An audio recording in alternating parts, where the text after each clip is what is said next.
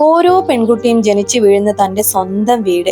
അവിടെ അച്ഛന്റെ വിരലിൽ തൂങ്ങി നടക്കാൻ പഠിച്ചും അമ്മയുടെ സാരിത്തുമ്പ് പിടിച്ച് പരാതികൾ പറഞ്ഞു. അങ്ങനെ ആ മുറ്റത്ത് ഓരോ മണൽത്തരികൾക്കും അവളുമായി അത്രയേറെ ബന്ധമുണ്ട്. എന്നാൽ ഒരു പ്രായം കഴിയുമ്പോൾ ആ മുറ്റത്ത് അവളുടെ വിവാഹപന്തൽ ഉയരുമ്പോൾ ബന്ധുക്കളും അയൽവാസികളും എല്ലാം അല്പം സ്നേഹം കലർത്തിയ ഉപദേശമായി വരും. മോളിനി മറ്റൊരു വീട്ടിൽ പോയി വാഴേണ്ടവളാണെന്ന്. ഒരു നിമിഷം ആലോചിച്ചു നോക്കൂ. ഒരു സുപ്രഭാതത്തിൽ നമ്മുടെ 20-25 വർഷത്തെ വിലാസം എങ്ങനെയാണ് അന്യമായി മാറുന്നത്? വിവാഹം കഴിഞ്ഞ് ഏതാനും ദിവസങ്ങൾക്കോ മാസങ്ങൾക്കോ ശേഷം സ്വന്തം വീട്ടിൽ ആദ്യമായി ഒരു വിരുന്നുകാരിയായി വരുമ്പോഴുണ്ടാകുന്ന ആ അനുഭവം, അത് പറഞ്ഞറിയിക്കാൻ പറ്റാത്ത ഒന്നാണ്. വീട്ടിലെത്തുമ്പോൾ അച്ഛനും അമ്മയും ഉമ്മറത്ത് നിൽക്കുന്നുണ്ടാവും. പഴയതുപോലെ ഓടിപ്പോയി അകത്തേക്ക് കയറാൻ ഒരു മടി തോന്നും. കാരണം വണ്ടിയുടെ ഡിക്കിയിൽ നിന്ന് നമ്മുടെ ബാഗുകൾ അച്ഛൻ ഇറക്കി വെക്കുന്നത് കാണുമ്പോൾ നമ്മൾ തിരിച്ചറിയും, നമ്മൾ ഇവിടെ താമസിക്കാൻ വന്നതല്ല, ഒരു സന്ദർശകയായിട്ടാണ് വന്നതെന്ന്. നമ്മൾ നേരെ ഓടുന്നത് നമ്മുടെ ആ പഴയ മുറിയിലായിരിക്കും. ആ മുറിയുടെ വാതിൽ തുറക്കുമ്പോൾ അവിടെ നമ്മൾ കാത്തിരിക്കുന്നത് ഒരു വല്ലാത്ത നിശബ്ദതയാണ്. ഒരു കാലത്ത് നമ്മുടെ ചിരിയും പാട്ടും സ്വപ്നങ്ങളും കൊണ്ട് നിറഞ്ഞ ആ 4 ചുവരുകൾ, നമ്മൾ ജനലിൽ ഒട്ടിച്ചു വെച്ച സ്റ്റിക്കറുകൾ, പാതി വഴിയിൽ നിർത്തിയ പുസ്തകങ്ങൾ എല്ലാം അവിടെയുണ്ട്. പക്ഷേ നമ്മളില്ലാത്ത ആ ദിവസങ്ങളിൽ ആ മുറിക്ക് ഒരു മണം മാറ്റം വന്നതുപോലെ തോന്നും.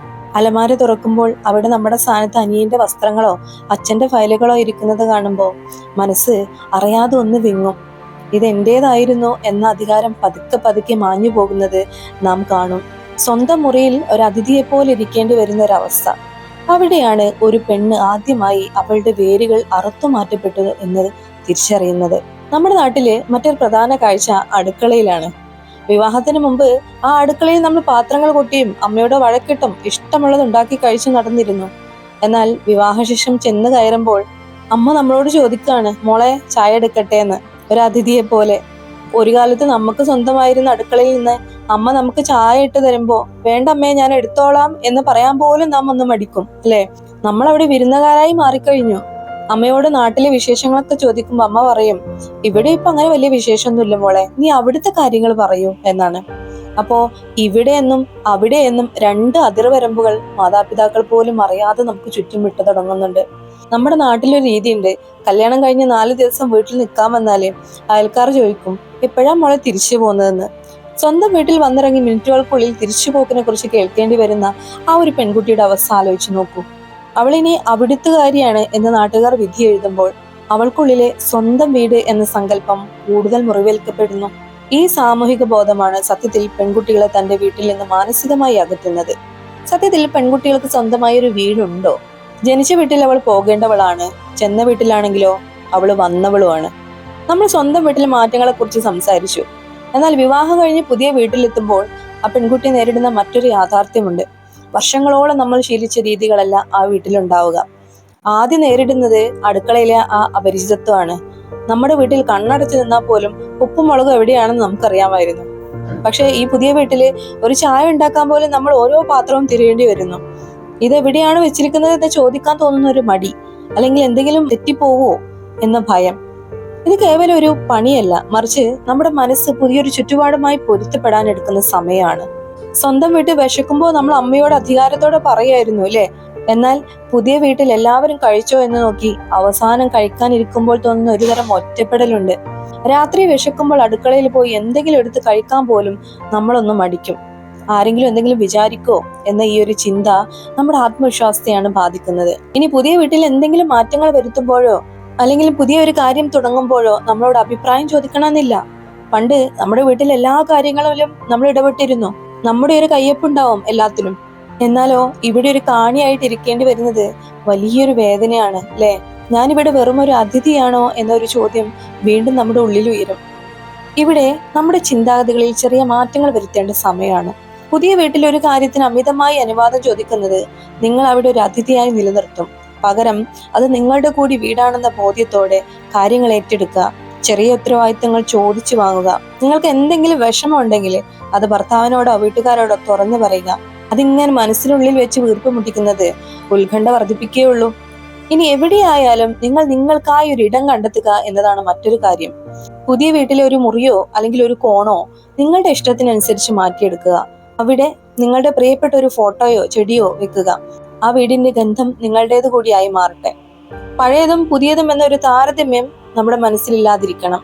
എൻ്റെ വീട്ടിൽ ഇങ്ങനെയല്ലായിരുന്നോ എന്ന ഒരു ചിന്ത ഉപേക്ഷിക്കുക. ഓരോ വീടിനും ഓരോ ശൈലിയുണ്ട്. പഴയ വീടിന്റെ ഓർമ്മകളെ ബഹുമാനിക്കുമ്പോൾ തന്നെ പുതിയ വീടിന്റെ രീതികളെ സ്നേഹിക്കാനും ശീലിക്കുക. വിവാഹം എന്നത് ഒരു ചെടിയെ പറിച്ച് മറ്റൊരു സ്ഥലത്തേക്ക് നടുന്നതിന് തുല്യമാണ്. ഒരു മണ്ണിൽ നിന്ന് പറിച്ച് മറ്റൊരു മണ്ണിൽ നടുമ്പോൾ ആ വേരുകൾക്ക് കുറച്ച് വേദനിക്കും. പക്ഷേ ആ വേദനയെ അതിജീവിച്ച് പുതിയ മണ്ണിൽ ആഴ്ന്നിറങ്ങുമ്പോഴാണ് ആ ചെടി പൂക്കുന്നത്, കായ്ക്കളുണ്ടാവുന്നത്. നിങ്ങളുടെ പഴയ വീട് നിങ്ങൾക്ക് നൽകിയ കരുത്ത് പുതിയ വീടിനെ സ്നേഹപൂർവ്വം മാറ്റിയെടുക്കാൻ ഉപയോഗിക്കുക. നിങ്ങൾ പടിയിറങ്ങിയത് ആ പഴയ വീടിനെ മറക്കാനല്ല, പകരം മറ്റൊരു വീടിനെ കൂടി സ്വർഗമാക്കാനാണ്. ഇനി സ്വന്തം വീട്ടിൽ ചെല്ലുമ്പോഴുള്ള അവസ്ഥയും മാറണം.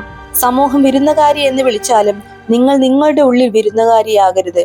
നിങ്ങൾ നിങ്ങളുടെ അവകാശം ഉപേക്ഷിക്കരുത്. സ്വന്തം വീട്ടിൽ വരുമ്പോൾ ഒരു അതിഥിയെ പോലെ ഇരിക്കാതെ ആ അടുക്കളയിൽ കയറാനും പഴയതുപോലെ വഴക്കിടാനും നിങ്ങളുടെ മുറിയിൽ അധികാരത്തോടെ ഇരിക്കാനും നിങ്ങൾക്ക് ഇന്നും അവകാശമുണ്ട്. ഒരിക്കലും നമ്മുടെ വിലാസം മാറുന്നില്ല, ആ സ്നേഹവും. എനിക്ക് ഒരു വീട് നഷ്ടപ്പെട്ടോ എന്ന് ചിന്തിക്കുന്നതിന് പകരം എനിക്കിപ്പോ 2 വീടുകളുണ്ട് എന്ന് ചിന്തിച്ചു തുടങ്ങുക. 2 മാതാപിതാക്കളുടെ സ്നേഹം, 2 വീടുകളിലെ ഓർമ്മകൾ, ഇത് നിങ്ങൾക്ക് ലഭിച്ച വലിയൊരു ഓപ്പർച്യൂണിറ്റിയാണ്. ജീവിതം എന്നത് മാറ്റങ്ങളുടെ ഒരു പ്രവാഹമാണ്. പഴയതിനെ മുറുകെ പിടിക്കുമ്പോൾ പുതിയതിനെ സ്നേഹിക്കാൻ നമുക്ക് കഴിയില്ല. നിങ്ങളുടെ പുതിയ വീടിനെ സ്വന്തം വീടാക്കി മാറ്റുമ്പോഴും പഴയ വീടിന്റെ ഓർമ്മകളെ ഒരു തണലായി കൂടെ കൂട്ടുക. പണ്ട് റിമോട്ടിനും ചോക്ലേറ്റിനും വേണ്ടി തല്ലുകൂടിയിരുന്ന ആ മുറിയിൽ ഇന്ന് മകൾ ഒരു വിരുന്നുകാരിയാകുമ്പോൾ ആ സഹോദരങ്ങൾക്കും അത് വലിയൊരു മാറ്റമാണ്. തന്റെ ചേച്ചി അല്ലെങ്കിൽ അനിയത്തി വീട്ടിലൊരു അതിഥിയായി മാറുന്നത് അവർക്കും ഉൾക്കൊള്ളാൻ പ്രയാസമാണ്. പക്ഷേ അവർക്കും പുതിയ ഉത്തരവാദിത്തങ്ങൾ വരുന്നു. അവളുടെ മുറി അവർക്ക് വിട്ടുകൊടുക്കേണ്ടി വരുമ്പോൾ അത് വെറും ഒരു സ്ഥലമാറ്റമല്ല, മറിച്ച് ഒരു കാലഘട്ടത്തിന്റെ അവസാനമാണ്. ഈ വലിയ മാറ്റം ഉൾക്കൊള്ളാൻ സമയമെടുക്കും. ഉള്ളിൽ ഒരുപാട് സങ്കടം തോന്നാം. പക്ഷേ ഇതിലൊരു വലിയ സത്യമുണ്ട്. നിങ്ങൾ പടിയിറങ്ങിയാലേ ആ വീട്ടിലെ അനിയനോ അനിയത്തിക്കോ വളരാൻ ഇടമുണ്ടാകും. ഇതൊരു തമാശയായിട്ട് പറഞ്ഞതല്ല കേട്ടോ. നിങ്ങൾ നിങ്ങളുടെ പുതിയ വീട്ടിൽ ഒരു സാമ്രാജ്യം പടുത്തുയർത്തുമ്പോൾ നിങ്ങളുടെ പഴയ വീട് പുതിയ മാറ്റങ്ങളെ സ്വീകരിക്കുന്നു എന്നത് ഉൾക്കൊള്ളുക. സ്നേഹത്തിന് കുറവൊന്നുമില്ല, ശീലങ്ങൾ മാറുന്നു എന്ന് മാത്രം. ഈ മാറ്റത്തെ മനോഹരമായി ഉൾക്കൊള്ളാൻ നമുക്ക് സാധിക്കണം. നമ്മുടെ മനസ്സ് നഷ്ടങ്ങളെക്കുറിച്ച് ചിന്തിക്കാനാണ് എപ്പോഴും ഇഷ്ടപ്പെടുന്നത്. എനിക്ക് എൻ്റെ വീട് നഷ്ടപ്പെട്ടു എന്ന് ചിന്തിക്കുമ്പോൾ മനസ്സ് ഭയപ്പെടും. ഇതിന് നമുക്കൊന്ന് റീവയർ ചെയ്യാം. എനിക്ക് എൻ്റെ ലോകം നഷ്ടപ്പെട്ടതല്ല, പകരം എൻ്റെ ലോകം ഒന്നുകൂടി വലുതായതാണ് എന്ന് ചിന്തിച്ചു തുടങ്ങുക. ഒരു മകൾ എന്ന നിലയിൽ നിങ്ങൾക്ക് ലഭിച്ചൊരു വലിയ പ്രിവിലേജ് ആണിത്. നിങ്ങൾക്കിപ്പോൾ 2 വീടുകളുണ്ട്. 2ഇടത്തും നിങ്ങളെ സ്നേഹിക്കാൻ ഒരു കൂട്ടം ആളുകളുമുണ്ട്. ഈ ഒരു പോസിറ്റീവ് അഫർമേഷൻ ദിവസവും സ്വയം നൽകുക. സമൂഹം എന്നത് നമ്മൾ കൂടി ഉൾപ്പെടുന്ന ഒരു കൂട്ടായ്മയാണ്. ഈ കൂട്ടായ്മയുടെ ചോദ്യങ്ങൾ മാറണം.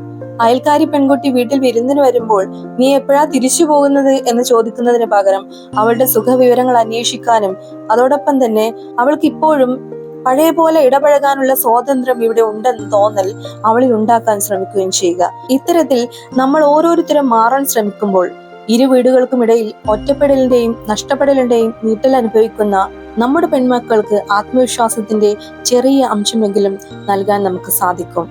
വിവാഹം കഴിഞ്ഞ് ആദ്യമായി വീട്ടിൽ വിരുന്നിന് വന്നപ്പോൾ നിങ്ങൾക്കുണ്ടായ അനുഭവങ്ങൾ എന്തൊക്കെയാണെന്ന് കമന്റ് ചെയ്യൂ. പുതിയൊരു വീഡിയോയുമായിട്ട് പുതിയൊരു വിഷയമായിട്ട് വീണ്ടും കാണാം. അതുവരേക്കും ഗുഡ് ബൈ.